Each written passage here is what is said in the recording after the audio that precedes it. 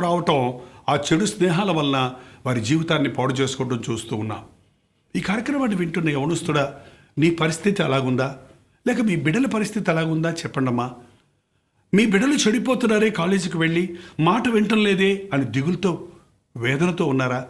చదువుకోకుండా సమయాన్ని వృధాపరుచుకుంటున్నాడే అని బాధపడుతూ ఉన్నారా?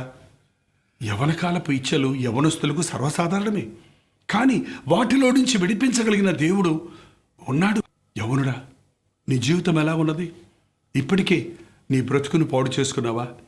నీ ఆరోగ్యాన్ని పాడు చేసుకున్నావా? దురభ్యాసాలకు లోనైపోయావా?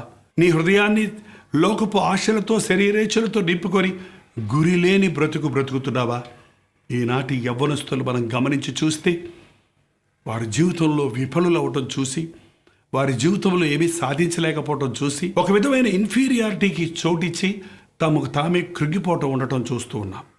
ఎంత సెన్సిటివ్గా ఈ రోజుల్లో బిడ్డలు ఉన్నారో చూస్తే, ఎంతమంది యవనస్తులు ఈ మధ్యకాలంలో ఆత్మహత్యలు చేసుకుంటున్నారో చూడండి.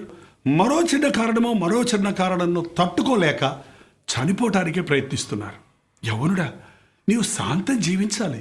నీ కొరకు దేవుడి దగ్గర ఒక గొప్ప ప్రణాళిక ఉంది. ఒక నష్టం కలిగిందని, ఒక అపజయం వచ్చిందని మరణమే గత్యంతరం అనుకుంటున్నావా? కానే కాదు. మన జీవితాల్లో వచ్చే అపజయాలన్నీ స్టెప్పింగ్ స్టూల్స్గా తీసుకోవాలి. ఆ అపజయాల మీద అధిరోహించి మరింత ఉన్నతమైన స్థితికి వెళ్ళినట్లుగా అనుభవ జ్ఞానాన్ని సంపాదించుకోవడానికి కొన్నిసార్లు మనకు అపజయాలు కలుగుతాయి. అపజయం వచ్చిందని ఆగిపోకూడదు. ఆటంకం కలిగిందని నిలిచిపోకూడదు. వాటిని అధిరోహించి వెళ్ళిపోవటం మనం నేర్చుకోవాలి. యవనస్తుల్ని ప్రోత్సాహపరిచటం ఈ రోజున తల్లిదండ్రుల బాధ్యతగా ఉంది. కానీ ఎంతోమంది తల్లిదండ్రులు వారి బిడ్డలను పట్టించుకోనందున ఎంతోమంది యవ్వనస్తులు వారి జీవితాన్ని వృధాపరుచుకుంటున్న వారిగా ఉన్నారు. ఈ వర్తమానాన్ని ప్రభు మీకు అందిస్తున్నాడు. ఈ కార్యక్రమాన్ని వీక్షిస్తున్న ప్రతి యవ్వనస్తుని పట్ల దేవునికి ఒక ప్రత్యేకమైన ఉద్దేశం ఉంది.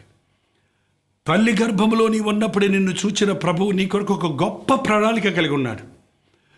యేసు ప్రభువు నామములోను మోకరించి ప్రార్థించి నీ పాపముల కొరకు పశ్చాత్తాపడి ప్రభువుని రక్షకుడిగా అంగీకరిస్తే ఆయన ప్రణాళికను నువ్వు ఎరగలుగుతావు.